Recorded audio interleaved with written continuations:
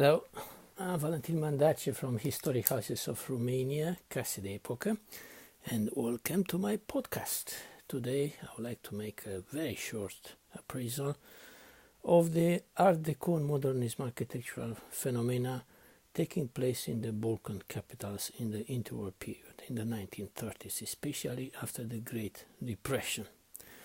What are the Balkan capitals? We refer mainly to Bucharest, which is the largest capital town in the Balkans, Belgrade, of course, Sofia, Athens, and we can also speak about Zagreb and Tirana. Zagreb now the capital of Croatia, at that time an important city within Yugoslavia, interwar Yugoslavia.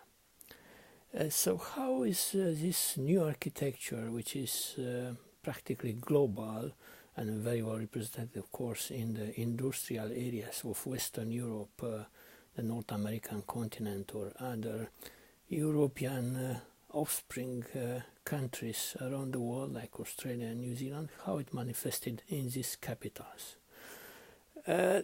It's not an unitary development, although it's a geographical unit, the Balkans, well known in Europe and all over the world, the Balkans, famous or infamous, depending how you want to take it. It's very fragmented and very different from a country to another, and that it makes it the most fascinating. In Romania, in Bucharest, it's got a sort of evolution, quite different from the Sofia one, or the Belgrade one, or the Athens one, or Tirana in Albania, for example, or speaking also about Zagreb. Why is that? It's first of all because the different path of national development of these countries, old national rivalries around, which sometimes went to war, like the two Balkans wars, or opposing sides in the Great War and later on in the seen in the Second World War. That also was very much reflected how their economies and cultures linked with the rest of the world. A country like Greece, for example, was developing its links with France, Britain, for example. Yugoslavia with its northern neighbor, Austria, Hungary, and also Italy and France.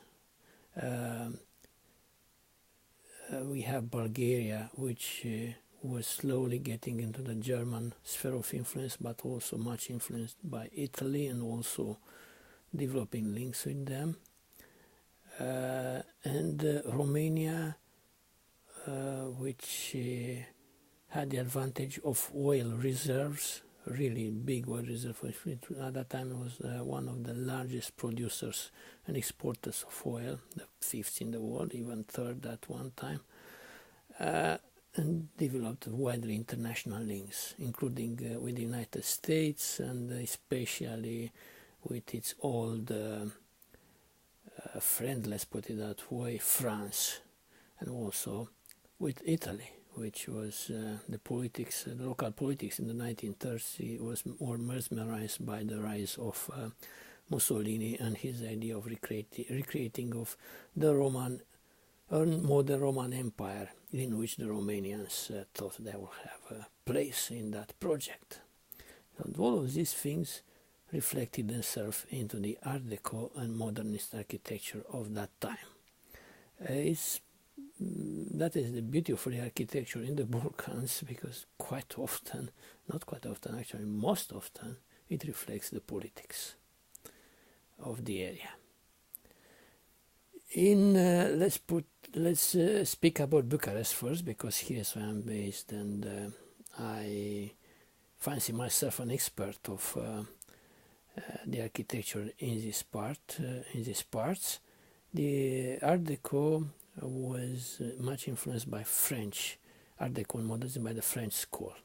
also period architecture, Beaux-Arts.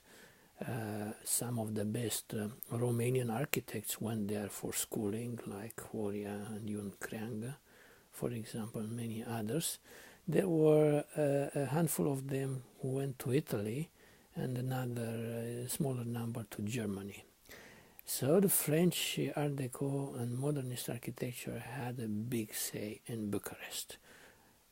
Also, another important say had the Italian architecture, and that was mainly because of the Italian presence in Bucharest, in Romania in general. Italians have a long history of going for business all over the world and in Europe since the Middle Ages, practically. Just think about the Kremlin walls of Moscow, which were designed and built by Venetian architects all of those centuries ago. So the Italian building and architectural bureau companies were very active in Bucharest scene. So that was the second influence. And another very important influence was the Mussolinian fascist architecture, which has interesting presence in Bucharest, and that was the result of Romanian architects who got those ideas from Mussolini's Italy via two institutes. Romania especially opened there in order to convey the ideas, the new cultural and political ideas, especially cultural, to Romania, so-called Casa di Romania in Venice and Rome, which are still working. So these Mussolinian big buildings were the actual headquarters of the government at that time, the Foreign Office of Romania, were, for example, the Military Academy and many other smaller ones. Modernism again was influenced by France, and also some indirect influence, the constructivism of the Soviet Union, in a few examples by Marcel Janco, a complex cultural personage who is one of the founders of the Dada movement at the beginning of the Surrealist current. So that, in a nutshell, the Art Deco and Modernist phenomena in Bucharest were basically French and Italian influence. In Bulgaria, as far as I can see, because I need to go there on the field and do the research, but luckily I have the benefit of being on Facebook and following the websites there. There is a very good website and especially active Facebook page called Bulgarian Modernism by Vasil Makarinov and Theodor Karakalev, which puts together the modernist phenomenon in Sofia and Bulgaria in general.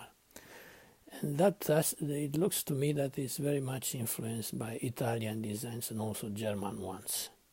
So it's a bit of overlap there regarding the Italian designs in Sofia.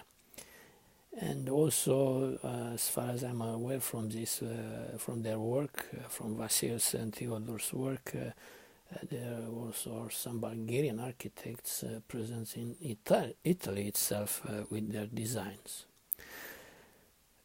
In Belgrade, again, is very interesting, this Art Deco and the Modernist phenomenon, which, again, from my vantage point from Bucharest and not doing enough field work, just once at 10 years, let's put it that way, I have to go there to acquaint myself properly, is very much influenced again by Italian, somehow French designs, and also ideas coming from the north, from Austria.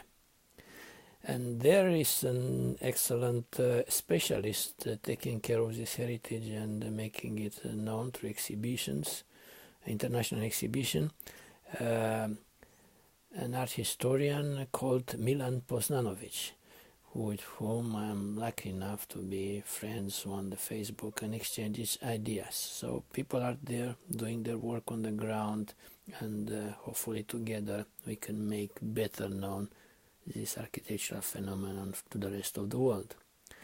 In Athens, again, I didn't do much field work there, just occasional. To me, it looks very much of French influence there. Zagreb, it's Austrian especially, and Italian. And Tirana, just to think about the Italian influence in the interwar period up until the invasion. Obviously, the few Art Deco and Modernist buildings which are there are clearly of Italian influence. So generally Italians were all over the places, as they were since the Renaissance, and very much present into the Art Deco and Modernist era of the 1930s in the Balkans. French, depending on the political orientation of the country, like in Romania, Greece, or Belgrade, the Serbian part of Yugoslavia, were German and Italian, German, some German influence, more obvious German influence in Bulgaria. So I think it's a very interesting aspect which hasn't been really debated, this kind of comparative view between the Balkan capitals, and it's a good territory for further study and perhaps making a documentary film or writing a book and so on and so forth. I hope that you found interesting this podcast, and we'll see each other at the next one, of course. Thank you and goodbye.